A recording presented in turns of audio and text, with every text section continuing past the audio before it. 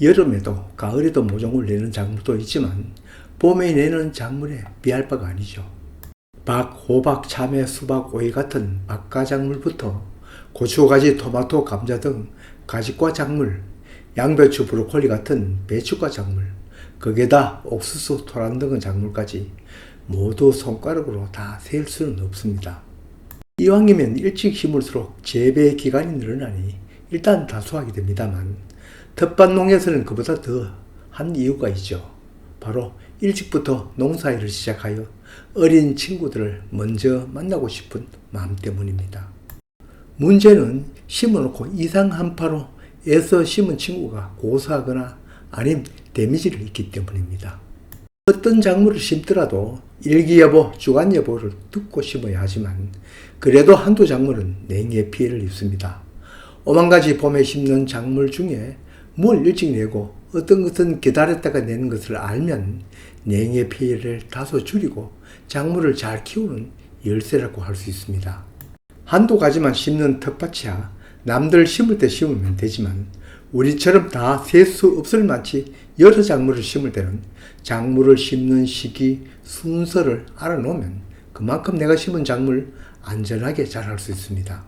그 기준은 일단 온대 작물, 즉 혼행성 작물인가 아닌 원산지가 열대인 열대 작물인가로 나눌 수 있습니다. 어떤 작물이 온도가 낮아도 잘 견디며 자라는 혼행성 작물인지 어떤 것이 더 따뜻한 온도를 좋아하는 호온성 일대 작물인가는 농사를 오래 지은 사람은 감각적으로 압니다만 그 모두를 깡그리 알고 있는 사람은 없습니다. 그래서 손바닥 농장 채널 게시판에 이러한 자료를 올려두었습니다. 작물 심을 때마다 헷갈리면 게시판에서 확인할 수 있습니다. 뿐만 아니라 그 표 밑에는 그 작물이 견딜 수 있는 최저 한계 온도까지 제시해 두었습니다. 같은 혼행성, 호온성이라도 그 차이는 있기 때문입니다. 전체적인 경향은 당연히 열대성 작물은 저온에 견디기가 어렵고 온대성, 혼행성 작물은 낮은 온도에 강합니다. 열대성 작물 중 오이, 호박, 수박 등 호박이 추위에 조금 더 강하다고는 하나 대체로 최저 한계 온도가 비슷합니다. 그러나 같은 열대성, 같은 가지과 작물인 토마토, 가지, 고추 중에서는 토마토가 비교적 추위에 강한 것을 볼 수 있습니다. 만일 우리 텃밭에 이 세 가지를 심는다면 토마토를 먼저 내는 것이 안전합니다. 과가 같더라도 감자 같은 경우는 혼행성 작물에 들어가죠. 물론 모든 작물의 한계 온도는 제시하지 않았지만 여기 제시한 작물을 기준으로 유추하면 큰 무리가 없을 것입니다. 텃밭에서는 언제나 모종을 사서 심지 않고 씨앗을 파종하여 심을 때는 이때는 냉해나 동해 피해가 아니라 싹이 발화하는 것이 초점이므로 여기에 대한 표도 게시물에 게시되어 있습니다. 작물을 밭에 실제로 낼 때 손바닥 농장 기준으로 진행하면 감자나 완두콩을 심는 경우는 이게 아마 제일 빠른 작물로 보입니다.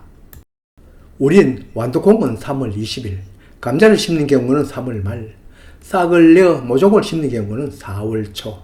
감자싹은 설이 약하니 우리 지역은 4월 하순 전 싹이 나온 것은 부주포 턴을 해야 안전합니다.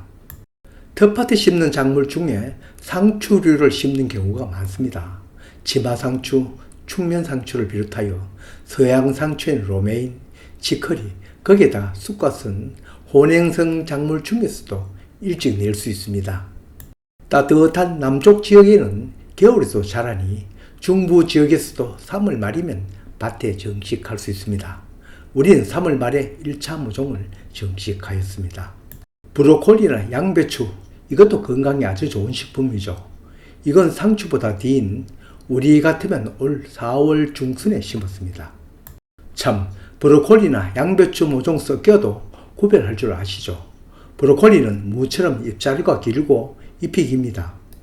양배추는 이름이 배추이니 어린 모종의 잎도 배추를 닮아 잎자루가 짧고 잎이 넓습니다.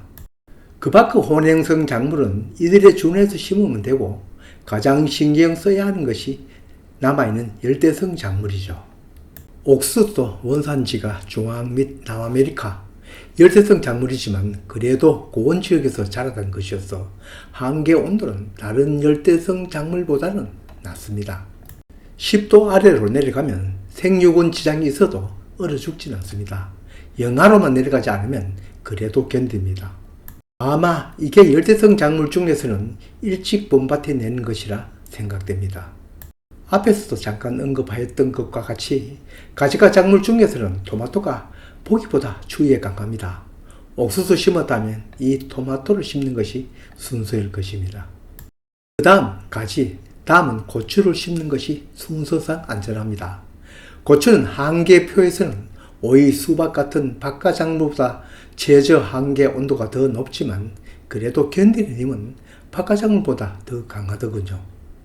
텃밭에 주로 짓는 채소 중에는 오이, 호박, 수박, 참외 등 박과작물이 가장 늦게 나가지 않나 짐작됩니다. 텃밭에서 주로 재배하는 작물 중에서는 제 경험상 이런 박과작물이 냉해에 가장 약합니다. 이런 박과작물은 어느 것이 더 강하다 할 수 없을 만큼 낮은 온도에 약하니 5월 지나서 심는 것이 안전합니다.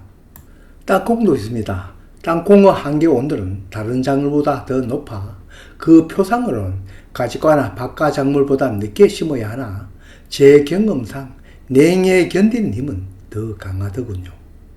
일단 냉해 피해 데미지를 생각하면 이들보다 먼저 심어도 될 것 같습니다. 언젠가 그 앞 영상에서 텃밭농에서는 괜히 호미만 필요한 것이 아니라 부직포도 필수 농기구라고 얘기하였습니다. 모종을 밭에 내었다가 이상 한파 예보가 있으면 이처럼 부직포를 덮어두면 무사히 넘길 수 있습니다. 우리는 활대까지 있습니다만 이것 없이 부직포 처만 있어도 위에 임시로 하룻밤 넘기는 것은 됩니다. 중요한 것은 밤 차가운 공기도 피해를 입습니다만 더 피해야 할 것은 서리입니다. 그렇게 하였는데도 동해나 냉해 피해를 입었다면 아예 고사한 것은 다시 보식해야겠지만 이걸 회복시키려면 텃밭농에서는 요소 비료를 2, 3일마다 관주를 하는 것이 회복이 빠릅니다. 물 뿌리개로 관주한다면 요소 한 줌 타서 뿌리면 도움이 됩니다. 얕은 모종 심기는 원래 텃밭농사 시작이라고 할 수 있고 1년 또는 몇 개월 함께 할 내 친구입니다. 일찍 심을수록 주간 일기예보를 살펴보시고 조급한 마음, 이게 냉해 피해 원인입니다.